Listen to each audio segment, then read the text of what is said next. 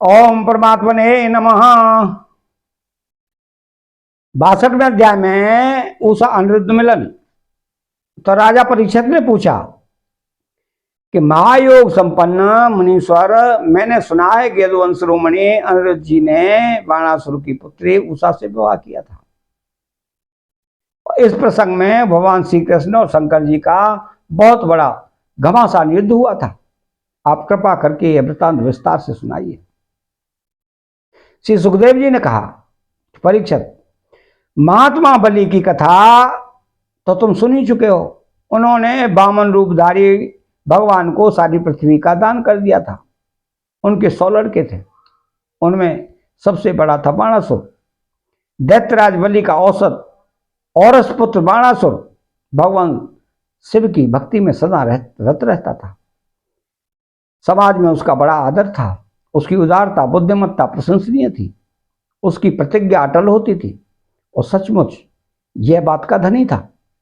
उन दिनों वह परम रमणीय सोनितपुर में राज्य करता था। भगवान शंकर की कृपा से इंद्रादि देवता नौकर चाकर की तरह उसकी सेवा करते थे। उसके 1000 भुजाएं थी।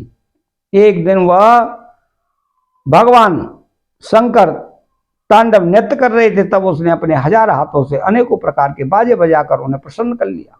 सचमुच भगवान शंकर बड़े ही भक्तवत्सल और शरणागत रक्षक हैं। समस्त भूतों के एकमात्र स्वामी प्रभु ने बाणासुर से कहा कि तुम्हारी जो इच्छा हो मुझसे मांग लो। बाणासुर ने कहा, भगवान आप मेरे नगर की रक्षा करते हुए यहीं रहा करें। एक दिन बल पौरुष के घमंड में चूर बाणासुर ने अपने समीप स्थित भगवान शंकर के चरण कमलों को सूर्य के समान चमकीले मुकुट से छूकर प्रणाम किया और कहा, देवादिदेव आप समस्त चराचर जगत के गुरु और ईश्वर हैं। मैं आपको नमस्कार करता हूं। जिन लोगों के मनोरथ अब तक पूरे नहीं हुए हैं उनको पूर्ण करने के लिए आप कृष्ण वृक्ष हैं। भगवान आपने मुझे 1000 भुजाएं दी हैं, परंतु वे मेरे लिए केवल भार रूप हो रही हैं। क्यों कि त्रिलोक में आपको छोड़कर मुझे अपनी बराबरी का कोई वीर योद्धा ही नहीं मिलता जो मुझसे लड़ सके। आदिदेव एक बार मेरी बाहों में लड़ने के लिए इतनी खुजलाहट हुई कि मैं दिग्गजों की ओर चला, परंतु वे भी डर के मारे भाग गए। उस समय मार्ग में अपनी बाहों की चोट से मैंने बहुत से पहाड़ों को तोड़ फोड़ डाला था। बाणासुर की यह प्रार्थना सुनकर भगवान शंकर ने तने क्रोध से कहा, रे मूर्ख, जिस समय तेरी ध्वजा टूटकर गिर जाएगी उस समय तेरे ही समान योद्धा से तेरा युद्ध होगा और वह युद्ध तेरा घमंड चूर चूर कर देगा। परीक्षित, बाणासुर की बुद्धि इतनी बिगड़ गई थी कि भगवान शंकर की बात सुनकर उसे बड़ा हर्ष हुआ और अपने घर लौट आया। अब वह मूर्ख भगवान शंकर के आदेशानुसार उस युद्ध की प्रतीक्षा करने लगा जिसमें उसके बल वीर का नाश होने वाला था। परीक्षित, बाणासुर की एक कन्या थी, उसका नाम था उषा। अभी वह कुमारी ही थी कि एक दिन स्वप्न में उसने देखा कि परम सुंदर अनिरुद्ध जी के साथ मेरा समागम हो रहा है। आश्चर्य की बात तो यह थी कि उसने अनिरुद्ध जी को न तो कभी देखा था न सुना ही था। स्वप्न में ही उन्हें यह देखकर वह लोग बोल उठे, प्राण प्यारे तुम कहाँ हो? और उसकी नींद टूट गई।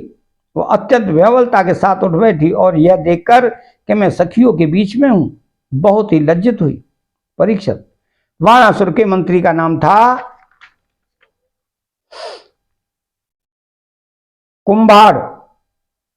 कुंभांड। उसकी एक कन्या थी जिसका नाम था चित्रलेखा। उषा और चित्रलेखा एक दूसरे की सहेलियां थी। चित्रलेखा ने उषा से कौतूहलवश पूछा, सुंदरी राजकुमारी, मैं देखती हूं कि अभी तक किसी ने तुम्हारा पानी ग्रहण भी नहीं किया है, फिर तुम किसे ढूंढ रही हो और तुम्हारे मनोरथ का क्या स्वरूप है?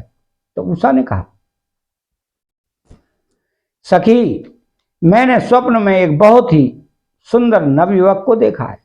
उसके शरीर का रंग सांवला सांवला सा है, नेत्र कमल दल के समान है, शरीर पर पीला पीला पीतांबर फहरा रहा है, भुजाएं लंबी लंबी हैं और वह स्त्रियों का चित्त चुराने वाला है। उसने पहले तो अपने अधरों का मधुर मधु मुझे पिलाया, परंतु मैं उसे आगा कर पी ही न पाई थी कि वह मुझे दुख के सागर में डालकर न जाने कहां चला गया। मैं तरसती ही रह गई। सखी, मैं अपने उसी प्राण बल्लभ को ढूंढ रही हूँ। चित्रलेखा ने कहा, सखी, यह तुम्हारा चित्रचोर त्रिलोकी में कहीं भी होगा और उसे तुम पहचान सकोगी तो मैं तुम्हारी विरह व्यथा अवश्य शांत कर दूंगी। मैं चित्र बनाती हूं, तुम अपने चित्रचोर प्राण बल्लभ को पहचान कर बतला दो, फिर वह चाहे कहीं भी होगा, मैं उसे तुम्हारे पास ले आऊंगी। यों कहकर चित्रलेखा ने बात ही बात में बहुत से देवता, गंधर्व, सिद्ध, चारण, पन्नग, दैत्य, विद्याधर, यक्ष और मनुष्यों के चित्र बना दिए। मनुष्यों में उसने वृष्णि वंशी वसुदेव जी के पिता सूर, स्वयं वसुदेव जी, बलराम जी और भगवान श्री कृष्ण आदि के चित्र बनाए। प्रद्युम्न का चित्र देखते ही उषा लज्जित हो गई। परीक्षक, जब उसने अनिरुद्ध का चित्र देखा तब तो लज्जा के मारे उसका सिर नीचा हो गया। फिर मंद मंद मुस्कुराते हुए उसने कहा कि मेरा वह प्राण बल्लभ यही है, यही है। परीक्षक, चित्रलेखा योगिनी थी, वह जान गई कि ये भगवान श्री कृष्ण के पौत्र हैं। अब वह आकाश मार्ग से रात्रि में ही भगवान श्री कृष्ण के द्वारा सुरक्षित द्वारकापुरी में पहुंची। वहां अनिरुद्ध जी बहुत ही सुंदर पलंग पर सो रहे थे। चित्रलेखा योग सिद्धि के प्रभाव से उन्हें उठाकर सोनितपुर ले आई और अपनी सखी उषा को उसके प्रियतम का दर्शन करा दिया। अपने परम सुंदर प्राण बल्लभ को पाकर आनंद की अधिकता से उसका मुख कमल प्रफुल्लित होता और वह अनिरुद्ध जी के साथ अपने महल में विहार करने लगी। परीक्षक, उसका अंतःपुर इतना सुरक्षित था कि उसकी और कोई पुरुष झांक कर नहीं सकता था। उषा का प्रेम दिन दूना रात चौगुना बढ़ता जा रहा था। वो बहुमूल्य वस्त्र, पुष्पों के हार, इत्र, फुलेल, धूप, दीप, आसन आदि सामग्रियों से समुद्र पेय, पीने योग्य पदार्थ, दूध, शरबत आदि भोज्य चबाकर खाने वाले और भक्ष्य निगल जाने वाले पदार्थों से अपने मनोरथ वाणी एवं सेवा शुश्रूषा से अनिरुद्ध जी का बड़ा सत्कार करते। उषा ने अपने प्रेम से उसके मन को अपने बस में कर लिया। अनिरुद्ध जी उस कन्या के अंतःपुर में छिपे रहकर अपने आप को भूल गए। उन्हें इस बात का भी पता न था कि मुझे यहां आए कितने दिन बीत गए। परीक्षक, यदि कुमार अनिरुद्ध जी के सहवास से उषा का क्वारापन नष्ट हो चुका था। उसके शरीर पर ऐसे चिन्ह प्रकट हो गए जो स्पष्ट इस बात की सूचना दे रहे थे और जिन्हें किसी प्रकार छिपाया नहीं जा सकता था। उषा बहुत प्रसन्न भी रहने लगी। पहरेदारों ने समझ लिया कि इसका किसी न किसी पुरुष से संबंध अवश्य हो गया है। उन्होंने जाकर बाणासुर से निवेदन किया, राजन, हम लोग आपकी अविवाहिता राजकुमारी का जैसा रंग ढंग देख रहे हैं वो आपके कुल पर बट्टा लगाने वाला है। प्रभु, इसमें संदेह नहीं कि हम लोग बिना क्रम टूटे रात दिन महल का पहरा देते रहते हैं। आपकी कन्या को बाहर के मनुष्य देख भी नहीं सकते, फिर भी वह कलंकित कैसे हो गई, इसका कारण हमारी समझ में नहीं आ रहा है। परीक्षक, पहरेदारों से यह समाचार जानकर कि कन्या का चरित्र दूषित हो गया है, बाणासुर के हृदय में बड़ी पीड़ा हुई। वो छटपट उषा के महल में आधमका और देखा कि अनिरुद्ध जी वहां बैठे हुए हैं। प्रिय परीक्षक, अनिरुद्ध जी स्वयं कामावतार प्रद्युम्न जी के पुत्र थे। त्रिभुवन में उनके जैसा सुंदर और कोई न था। सांवला सलोना शरीर, उस पर पीतांबर फहराता हुआ, कमल दल के समान बड़ी बड़ी कोमल आंखें, लंबी लंबी भुजाएं, कपोलों पर घुंघराले अलकें और कुंडलों की झिलमिलाती हुई ज्योतिष, होठों पर मंद मंद मुस्कान और प्रेम भरी चितवन से मुख की शोभा अनूठी हो रही थी। अनिरुद्ध जी उस समय अपनी सब ओर से सज धज कर बैठी हुई प्रियतमा उषा के साथ पास से खेल रहे थे।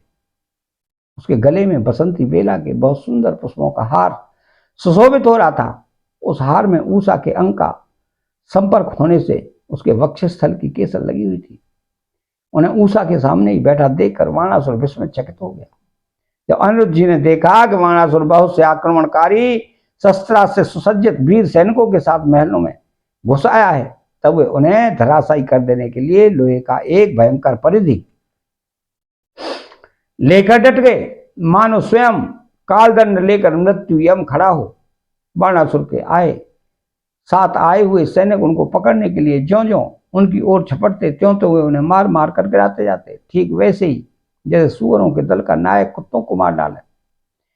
अनिरुद्ध जी चोट से उन सैनिकों के सिर, भुजा, जंगा आदि अंग टूट फूट गए और वे महलों से निकल भागे। जब बलि बाणासुर ने देखा कि वह तो मेरी सारी सेना का संहार कर रहा है, तो वह क्रोध से तिलमिला उठा और उसने नागपाश से उसे बांध लिया। उषा ने जब सुना कि उसके प्रियतम को बांध लिया गया है, तब वह अत्यंत शोक और विषाद से बेहमल हो गई। उसके नेत्रों से आंसू की धारा बहने लगी, वह रोने लगी। अतः 62वां अध्याय यह समाप्त होता है। चैनल को सब्सक्राइब करें, बेल आइकन घंटी को दबाएं और कमेंट बॉक्स में श्री राधे कृष्णा लिखें। जय श्री कृष्णा।